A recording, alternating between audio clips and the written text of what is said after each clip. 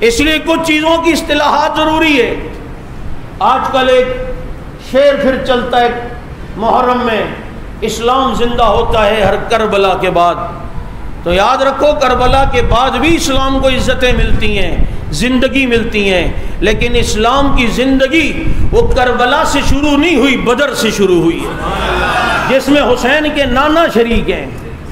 کربلا سے شروع ہوئی، بدر سے شروع ہوئی، اور احد سے شروع ہوئی، اور احد میں تو وہ ہیں جسے سید الشہداء کہتے ہیں، سید الشہداء۔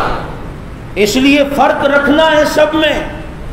نوجوانوں کے سردار حسن حسین، عورتوں کی سردار حضرت فاطمہ، بوڑھوں کے سردار ابو بکر و عمر۔ شہادت جتنی بھی مظلومانہ کربلا میں ہوئی، لیکن شہیدوں کے سردار حضرت حمزہ ہے، سید الشہداء، سید الشہداء۔